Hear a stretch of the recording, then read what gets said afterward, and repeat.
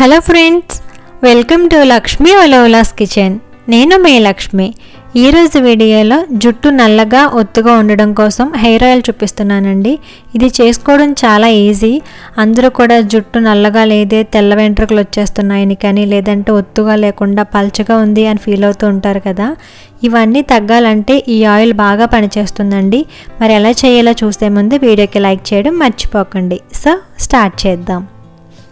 ముందుగా stove on చేసి ఒక బౌల్ పెట్టుకుని నేను ఇక్కడ 1 కిలో ఆయిల్తో ఆయిల్ని ప్రిపేర్ చేస్తున్నానండి. హెయిర్ ఆయిల్ ఇదైతే 1 మంత్కి సరిపోతుంది. ఈ ఆయిల్ని ప్యాన్లో వేసుకున్న తర్వాత 2 టేబుల్ స్పూన్ల మెంతులు వేసుకోవాలి. ఈ ఆయిల్లో మెంతులు వేసుకుని మరిగించడం వల్ల జుట్టులో చుండ్రు ఎక్కువగా ఉండేవారికి బాగా ఉపయోగపడుతుందండి. ఈ మెంతులు అనేవి చుండ్రుని బాగా తగ్గిస్తుంది, అలాగే మనకి మెదడును కూడా బాగా చల్లపరుస్తుందండి. అందుకోసం మెంతులు వేసి మరిగిస్తున్నాను.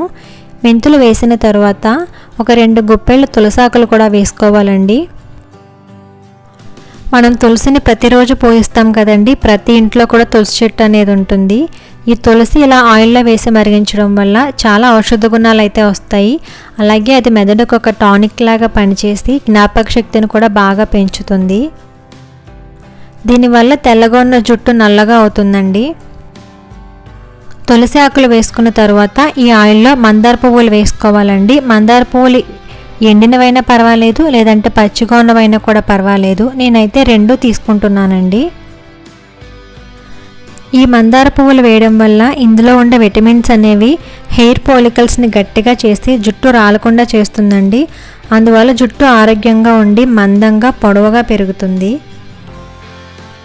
ఇప్పుడు మందారాకులు వేసుకుంటున్నానండి. ఒక 20 వరకు మందారాకులు వేసుకుంటే సరిపోతుంది. మందారాకులు వేసుకోవడం వల్ల ఉపయోగం ఏమిటంటే జుట్టు అనేది చాలా మృదువుగా ఉంటుందండి. అలాగే ఇందులో ఉండే విటమిన్స్ వల్ల జుట్టు నల్లగా అయ్యి ఇంకా ఒత్తుగా పెరుగుతుంది. మనం పచ్చి మందారాకులు కూడా పేస్ట్గా చేసుకుని తలకు పెట్టించుకుంటాం కదండి, పూర్వం రోజుల్లో చేసేవారు. సో అది కూడా చాలా మంచిది. ఇక్కడ నేను మందార పువ్వులు కూడా పచ్చివి ఉపయోగిస్తున్నానండి. ఇలా పచ్చి మందార పువ్వులు వేసుకోవడం వల్ల ఇందులో ఉండే యాంటీ ఫంగల్ యాక్టివిటీ కారణంగా జుట్టులో ఉండే చుండ్రును కూడా బాగా తగ్గిస్తుందండి. అందువల్ల మందారం గజ్జి మరియు చుండ్రు వంటి సమస్యని బాగా తగ్గిస్తుంది.